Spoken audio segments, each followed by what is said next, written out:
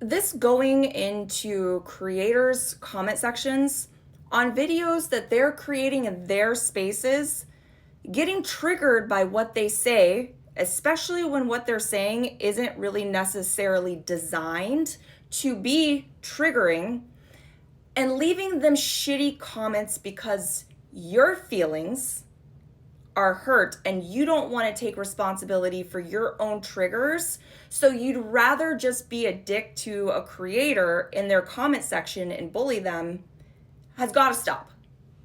This morning I was scrolling Instagram and I saw, I believe her name is Aileen, and she was the girlfriend of Nos from Nos Daily.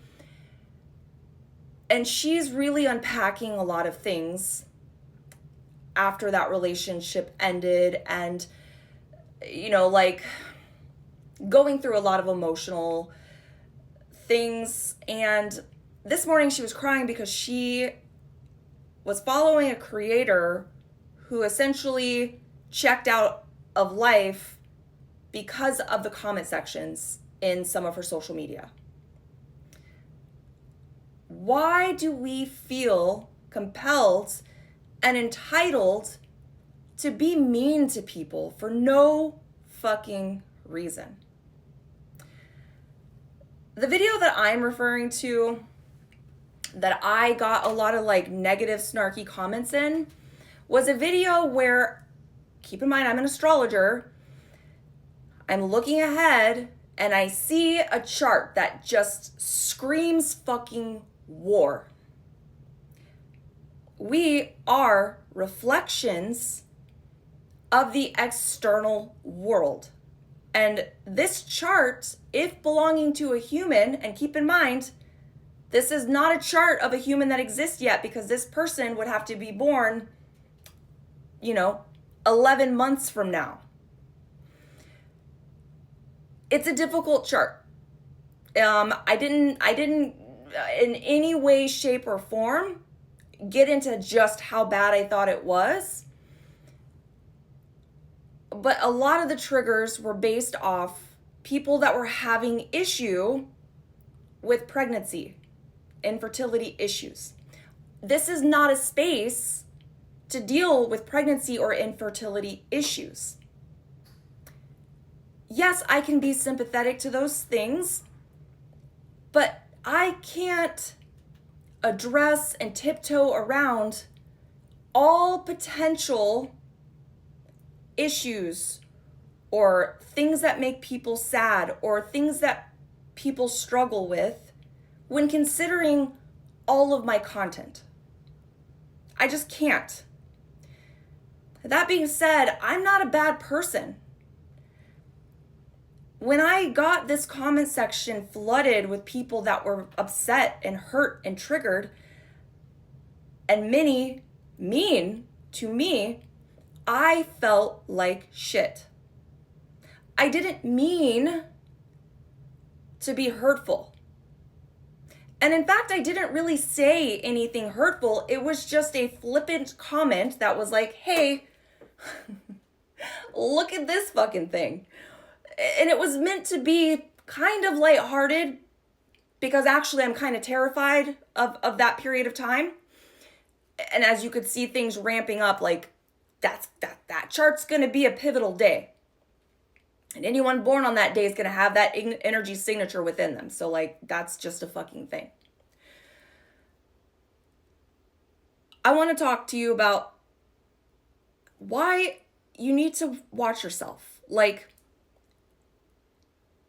You can't just you guys don't know me. You guys can back out of my space. If it's triggering, if you don't like what I say, just leave. But I am not an overly emotional person when it comes to expression. This is an astrology channel. So let's talk about the Capricorn moon. This is where we get a little vulnerable. And I do have a Cancer North node, so I'm really I am fascinated, and I yearn, because the North Node is a lot about what you yearn for, like what you want to go towards. And in Cancer, that's being emotionally validated. That's being able to express your heart and not feel like you're placing responsibility on others. Like, to know what that feels like, I don't know what that feels like. And I'm not saying that like my life is full of people that have never held space for me, but the Capricorn moon, were energetic signatures of the time that we're born into. And that includes the time in like your parents' relationship, and then those first years and in your childhood. And this is a classic Capricorn moon story. You know, my dad wasn't around. I really only had my mom. This is not to say that my dad was bad. You know, this was the 80s, you know, there were, whatever. It doesn't matter. I'm not speaking ill on either parent, but my mom had a lot of issues of her own. And, you know, I did not grow up emotionally validated. I don't know what that feels like. I don't know what that means. I had a mom who, when she was married, we had money, and when she wasn't, we were struggling. I had a mom that had so much on her plate that she didn't really have enough time to pay attention to me. I was the oldest daughter. My brother had a lot more issues than I did, so all of her focus went to her, and she needed help. My chores were clean the fucking house. My chores were make sure the kids have dinner. My chores were get the kids to school, do the grocery shopping. I grew up in a, you know, I'll give you something to cry about. Like what? Stop crying unless you want me to give you something to cry about kind of energy. I grew up in situations where whenever I would express how I felt, and if it was sad, I'd have a mom that would be overreactive and make me feel guilty for feeling upset. I grew up with a mom that when I expressed, I didn't feel like husband number 3 was really going to be a good idea. She slapped me across the face, you know? That didn't turn out to be such a good idea.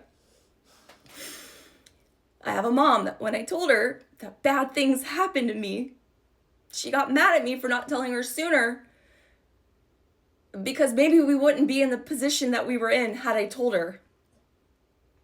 Like,